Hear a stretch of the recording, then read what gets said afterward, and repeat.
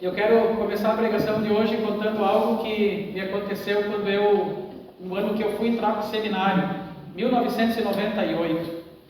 Antes de entrar no seminário, meu pai me chamou e disse assim: Julinho, nós vamos fazer a sua inscrição no INSS, assim que você vai poder se aposentar mais cedo. Que ilusão! Mudaram as regras no meio do jogo, mas tudo bem. Fomos para a agência. E aí, na época não era nada digital, era tudo no cadastro, né? E a atendente perguntou: qual é a sua profissão? E aí meu pai respondeu por mim, disse: autônomo. E eu fiquei me sentindo o máximo, né? Disse: a partir de agora eu sou um autônomo, né? O que é um autônomo? Na nomenclatura legal, autônomo é aquele que trabalha por conta própria, independente, presta serviço sem estar subordinado a alguém. No Brasil hoje nós temos, segundo as estimativas, cerca de 30 milhões de trabalhadores que são autônomos. Certa vez, para uma prova, eu tive que ler um livro e o autor trabalhou muito nessa ideia sobre o perigo de a gente ser autônomo. Não o perigo de a gente ser um trabalhador autônomo, como, né, tem aqui no país, mas sobre o perigo da autonomia na vida. Autonomia é uma palavra que junta duas palavras gregas: autos, que é de si mesmo, né? E nomos, que é lei. Então, autonomia é aquela pessoa que faz as leis para si própria, né? Ela é a lei de si mesma. Em outras palavras, ela se autogerencia. E para usar uma linguagem que a gente costuma usar muito, é dona do próprio nariz. Isso é autonomia. Nesse livro, o autor disse que a autonomia é uma ilusão não completada. Em outras palavras, é ilusão a gente achar que a gente se basta a si mesmo. É uma ilusão a gente achar que nós conseguimos nos gerenciar sozinhos. É uma ilusão. E o pior, é uma ilusão que nunca vai se realizar. Para quem acha, de início de conversa, que a gente se basta a si mesmo, pense: um par de mãos te tirou do útero da tua mãe. Um par de mãos te amamentou. Trocou tuas fraldas. Um par de mãos te ensinou a ler e escrever. Um par de mãos fornece energia elétrica para a tua casa, internet, água. Um par de mãos vai carregar teu caixão. E tu diz que não precisa de ninguém? Mas esse é um tema bem oportuno para a gente lembrar, especialmente numa época como a nossa. Essa febre que nós temos hoje no nosso país de influencers humanistas, que ditam o pensamento através de mantras do tipo: o sucesso depende apenas das suas ações. Se você quer, você pode. Saia do estado fantasma das suas crenças limitantes. Não há limites para quem pensa positivo. Nada muito diferente dos clássicos: querer é poder, meu corpo, minhas regras, e Deus ajuda quem serve madruga. Nessa vibe, nós olhamos para trás e vemos também quantas coisas nós realizamos. Temos planos que nós executamos, objetivos que nós alcançamos, barreiras que nós transpusemos, batalhas que nós vencemos, e tudo isso começa a dar uma dimensão do quanto a gente é forte, do quanto nós somos autônomos, donos do nosso próprio nariz. E no fundo, nós vamos cada domingo à igreja para ouvir o contrário, para abrir a palavra de Deus e ouvir o que Deus tem a dizer sobre essa ilusão não completada que é a autonomia na nossa vida. E nada melhor do que a gente olhar para o povo de Deus, de todas as eras. Vamos começar com o povo de Israel do Antigo Testamento. Um povo que sempre foi propenso a achar que sozinho conseguia. E a Bíblia nos dá diversos exemplos da trajetória de Israel em que eles quiseram ser donos do próprio nariz. Na saída do Egito, que já tinha sido algo totalmente miraculoso, fora do poder do próprio povo, quando eles chegaram diante do Mar Vermelho, começaram as reclamações. Depois, no deserto, elas se tornaram mais intensas. E qual foi a saída do povo? Fizeram para si um bezerro de ouro, porque Moisés estava demorando para descer do monte. E mesmo diante disso, eles travaram inúmeras batalhas. E aquele povo pequenininho, na minha infância a gente falava aquele povo michuruca, conseguiu vencer tantos povos mais poderosos, com exércitos mais bem equipados. E qual que era a tentação então? De pensar, nossa, nós somos fortes pra caramba mesmo. Olha como a gente venceu. E o que Deus sempre relembrava para o povo? Não foram vocês. Eu entreguei os inimigos na mão de vocês. Aí o povo quis de novo ser dono do próprio nariz. Constituíram casamento com pessoas de outros povos, o que era expressamente proibido por Deus. Trouxeram deuses falsos para dentro do povo. E Deus, em sua infinita bondade, sempre com essas tentativas autossuficientes do povo, relembrava o povo, olha, mas parem e pensem, de onde vocês vieram? Quem trouxe vocês até aqui? Quem resgatou vocês em cada batalha? Quem conduz vocês o tempo todo? Salmo 124, que nós lemos há pouco, é um desses salmos que nos lembra isso. É um hino, na verdade, que o povo costumava cantar quando ia para Jerusalém para as 3 grandes festas que eles tinham. E é um salmo que diz expressamente assim, olha, se Deus não estivesse do nosso lado, nós não teríamos chegado até aqui. O autor do salmo é Davi. Davi é um exemplo também disso, de passar por diversas batalhas, os conflitos com Saul, com os filisteus. E Davi também tinha talvez todos os motivos humanos para olhar para si mesmo e dizer, nossa, eu sou bom, né? Olha como eu sou bom, como eu sou forte. Mas o contexto não é apenas de Davi, é de todo o povo de Israel. E eles lembram de uma forma muito especial nesse salmo a saída do Egito, que não tinha sido pelo poder do povo. E o salmo tem 3 partes. A primeira, o salmista fala sobre os inimigos que se levantaram contra Israel, inimigos perigosos, furiosos, vorazes, que, diz o salmo, poderiam ter engolido vivos Israel. E não fosse a intervenção soberana de Deus, os inimigos teriam vencido. Na segunda parte, Davi diz assim, olha, foi por pouco. A intervenção de Deus foi inesperada, surpreendente, sem mérito. O povo já não via mais saída. Do ponto de vista humano, já não tinha mais solução. A armadilha já os tinha enredado. E Deus resolveu interferir, quebrar a armadilha, e o povo, como um passarinho escapa da armadilha do caçador, o povo também escapou. E o crédito, portanto, era de quem? De Deus. E a terceira parte, vou deixar no final dessa pregação. A conclusão de Davi, em meio a esse salmo, é: se o Senhor não estivesse do nosso lado, repete Israel, se o Senhor não estivesse do nosso lado, o que teria acontecido?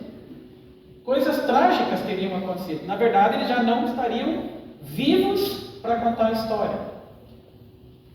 Diga, você também, povo de Ponta Grossa, se Deus não estivesse do nosso lado, o que teria sido da sua vida até aqui? Não teria sido. Porque nós, no fundo, não somos autônomos. Não somos donos do próprio nariz. Essa é a velha tentação do diabo, na verdade. Fazer que você pense que você pode. Lembra quando Adão e Eva estavam no Jardim do Éden? Qual foi a proposta que Satanás fez para Eva? Come que emagrece? Não. Ele disse: comam e vocês vão ser como Deus. Ser autônomo, não precisar de ninguém, ser como Deus. E Deus nos lembra diferente. E eu queria agora, nesse período da pregação, lembrar as doutrinas principais da fé cristã, que estão explícitas no Catecismo de Heidelberg e que nós estudamos quando nós fizemos a nossa profissão de fé. Reparem que as doutrinas centrais da fé cristã desmontam a tese da autonomia. Vamos começar com o primeiro mandamento. O que diz o primeiro mandamento? Eu sou o Senhor teu Deus, não terás outros deuses diante de mim. Eu sou o teu Deus. A simples existência de um Deus que diz isso já questiona a nossa autonomia. Mostra que na verdade não somos deuses, nós somos criaturas, não bastamos a nós próprios. Vamos para o credo apostólico. O que nós dizemos na primeira frase do credo? Creio em Deus Pai Todo-Poderoso, Criador do céu e da terra. Então pense agora nessa palavra Criador e pense na sua existência. Pense nas duas pontas da sua existência. A primeira, olhe para o seu umbigo. Você tem um umbigo? Tem ou não tem? Tem. O que isso mostra? Que não foi você que gerou vida para você mesmo. Você não criou a si mesmo. O seu corpo foi formado no corpo de outra pessoa. Você recebeu a vida de fora, sem você querer, sem você almejar, sem você trabalhar para isso. A vida é um dom, é um presente que você recebeu, que veio de Deus por intermédio dos seus pais. O seu umbigo destrói por si mesmo a ideia da autonomia. Agora pense na outra ponta da sua vida, na hipótese real da sua morte. A menos que Jesus volte enquanto você estiver vivo, você vai morrer. E você pode fazer o que você quiser. Querer postergar ao máximo, lutar o quanto quiser. Esse limite você não vai conseguir impedir. Não vai conseguir transpor. Tem pílula da imortalidade na ciência? Não tem. Alegarmos autonomia é uma grande farsa. Mas vamos para a segunda parte do credo apostólico. Não só Deus Pai, nós dizemos creio em Jesus Cristo, seu unigênito Filho, nosso Senhor, e aí falamos da obra de Jesus. Segunda parte do credo apostólico. Nós não bastamos a nós próprios. Jesus precisou vir ao mundo e fazer o que era impossível para você.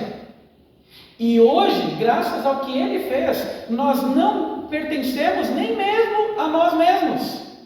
Nós pertencemos a Jesus. Nós dizemos, creio em Jesus Cristo, seu unigênito Filho, nosso Senhor. Você não é dono da sua vida, você foi comprado com sangue. Uma compra que nos garantiu a liberdade, que nos deu salvação, que nos dá uma vida eterna.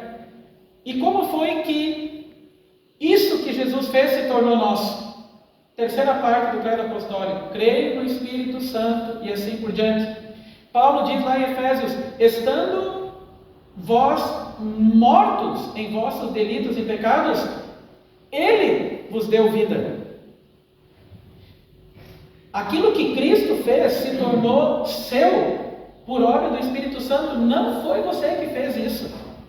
Não foi você que disse, a partir de agora eu vou levantar do meu túmulo e eu vou viver. Você estava morto. E o Espírito Santo chegou lá e disse, eu vou te dar vida. E Ele fez, pela palavra poderosa dEle. Vocês percebem a mentira da autonomia? Mas vamos adiante. A oração do Pai Nosso. Pai Nosso que estás no céu. Vamos lembrar as três primeiras petições. Santificado seja o teu nome. Venha o teu reino. Seja feita a tua vontade, assim na terra como no céu. Essas três. Santificado seja o teu nome. Venha o teu reino, seja feita a tua vontade. O nome de Deus já é santo? Sim. O reino de Deus já existe mesmo sem a gente pedir? Sim. A vontade de Deus é feita independente de eu querer ou não? Sim. Mas o que nós estamos pedindo aqui? Que o nome de Deus seja santificado na nossa vida, entre nós, no que nós fazemos.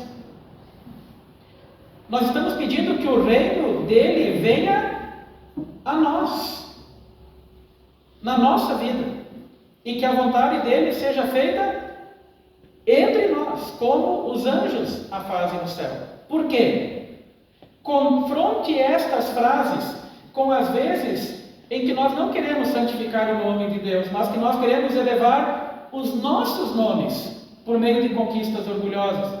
Confronte o venha ao teu reino com as vezes em que nós tentamos construir nós mesmos um reino seguro para nós, por meio das coisas que a gente faz. E em terceiro lugar, seja feita a tua vontade. Confronte essa frase com as vezes em que nós insistimos que a nossa vontade seja feita. Deus nos lembra nas 3 primeiras frases do Pai Nosso que a autonomia não só é enganosa, como ela é maligna, perniciosa para a nossa vida. Vamos adiante, vamos lembrar do batismo. Vocês foram batizados? No nome de vocês? Não, porque os nossos nomes não garantem nada. Vocês foram batizados em nome do Deus triuno, e no batismo Deus colocou o nome dele sobre vocês. É interessante que no grego a expressão para batizar em nome do Pai, do Filho e do Espírito Santo, para nós dá uma ideia de representação, né? Eu estou aqui em nome da empresa tal, né? Representando. No grego, essa expressão eisto onoma dá uma ideia de para dentro do nome. Olha que coisa fantástica. Deus coloca o nome dele sobre nós, a mão dele sobre nós. Não é o seu nome, não é a sua mão. E no batismo, o novo Adão é trazido à vida. E nós abrimos mão do controle para deixar Deus ser Deus. Olha que coisa bonita. Não é você no batismo, é Deus, é o selo dele sobre você. Vamos para a Santa Ceia. O corpo de vocês foi dado? O sangue de vocês foi derramado para perdão? Não, milhões já fizeram isso. O corpo de Jesus foi dado, o sangue dele foi derramado. Não existe vida, não existe perdão, salvação separado do corpo e do sangue de Jesus. Lembre disso quando vier a Santa Ceia no próximo domingo. Vamos lembrar a primeira pergunta do Catecismo de Heidelberg. Qual sua única consolação, tanto na vida como na hora da morte? Que de corpo e alma, tanto em vida como na hora da morte, não pertenço a mim mesmo, mas a meu fiel Salvador Jesus Cristo. E ele diz, Ele me comprou, Ele vela por mim, Ele me certifica pelo Espírito Santo e me torna disposto de todo o coração a viver para Ele, não para mim. Essas são as doutrinas principais da fé cristã. E agora, olhe para a sua vida. Você já teve lutas? Batalhas? Talvez você já passou por uma enfermidade ou teve um período difícil cuidando da vida de alguém, mas você conseguiu chegar até aqui. Quem sabe você mudou de emprego, terminou um relacionamento, mas foi em frente mesmo assim. Talvez você tenha enfrentado problemas com seus filhos, com o seu cônjuge, com seus parentes, mas você sobreviveu, embora não sem dor. Se você trabalha como colheita, conseguiu colher, mas o tempo é instável. Certamente algumas noites você ficou ansioso, afinal você não consegue dominar o tempo, né? Você não é autônomo. Talvez as medidas do governo prejudicaram a sua empresa. Quem mexe com construção está triste com o juro do jeito que está, né? Talvez sua carreira não progrediu como você esperava. Talvez você tenha sido incompreendido algumas vezes, julgado em outras, excluído em outras tantas, mas chegou até aqui. E chegar até aqui são e salvo pode de repente fazer você pensar: nossa, quantas batalhas eu venci! Como eu sou bom! Como eu sou forte! Mas você também cometeu equívocos. Falou o que não pensou e pensou o que não falou. Não cuidou do seu corpo como você deveria. Trabalhou demais ou de menos. Nem sempre você foi equilibrado, ponderado. Faltou cultos. Talvez você reagiu com ingratidão, não se esforçou como deveria, não foi empático com a dor de seus familiares, de seus amigos. Sua fé esteve vacilante em alguns momentos. O que isso mostra? Que você não é tão forte quanto você pensa. Sabe por quê? Porque você não é autônomo. Você não é dono do seu nariz. Mas você chegou até aqui porque você lembrou de Deus. E lembrou de quem Ele é. Ele basta a Ele mesmo. E não precisa de você. Mas você lembrou que nesse Deus está o perdão, está a salvação, está a força para ir em frente, para recomeçar, a força para vencer obstáculos. É por isso que na última parte do Salmo, que eu disse que eu ia falar, a terceira e última, Davi termina com uma confissão de fé, não apenas do que ele enfrentou, mas em relação ao futuro. Uma confissão de fé que muitas igrejas reformadas usam no começo dos seus cultos. O nosso socorro está no nome do Senhor que fez os céus e a terra. Davi era um guerreiro vigoroso, inteligente. Ele teve grandes exércitos a seu favor. Mas qual é a confissão de fé dele? Que a força dele não estava nisso. Não estava no seu exército, não estava no seu braço, nos seus recursos, como a nossa fé também não está na nossa força. Por mais bem intencionados que nós sejamos. O nosso dever é sermos como Davi, vigorosos, inteligentes, diligentes, zelosos, mas sempre com a confiança de que não é o nosso poder, é o poder de Deus em nós, sabendo que Ele é o dono do nosso nariz.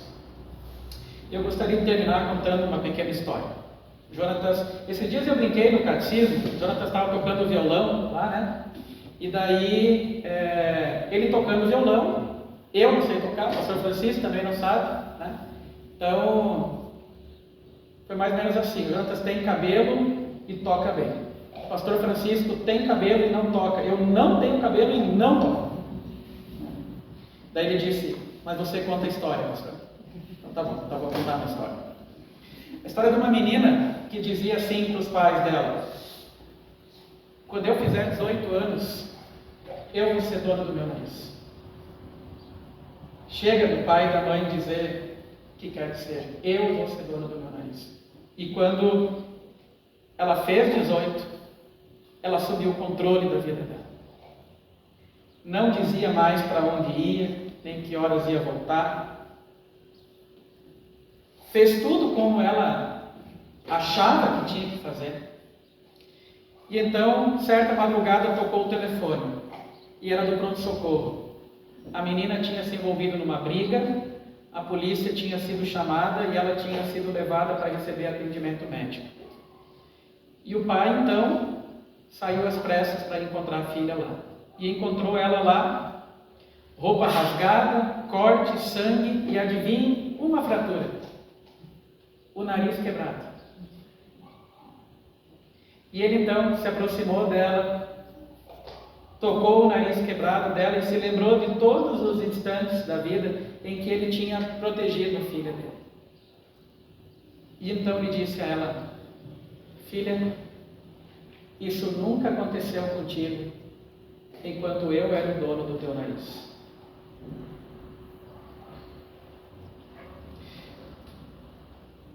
Durante toda a nossa vida, nós não fomos autônomos, quer você perceba isso ou não. Nós fomos heterônomos. nós dependemos de alguém. E esse alguém foi o nosso Deus. Por isso, se o Senhor não estivesse do nosso lado, que a IR de Vila Vilela o repita, se o Senhor não estivesse do nosso lado, nós não teríamos chegado até aqui. Nós estivemos todo o tempo debaixo da mão do Senhor, sob o olhar, sob o cuidado dele, e em todo o tempo Deus foi o dono do nosso nariz. Eu desejo que tudo isso seja verdade para a sua vida, também para o restante desse ano que você tem, que você possa continuar dependendo do Senhor em tudo, que Ele seja o dono do seu nariz, e que juntos aqui, domingo após domingo, cantando como Davi e como o povo de Israel, na nossa peregrinação rumo a Jerusalém lá do céu, nós possamos dizer: ah, se não fosse Deus, se não fosse o Senhor que estivesse do nosso lado, bendito seja o Senhor. O nosso socorro está no nome do Senhor, que fez o céu e a terra. Que isso seja verdade na sua e na minha vida, hoje e sempre. Amém. Nós vamos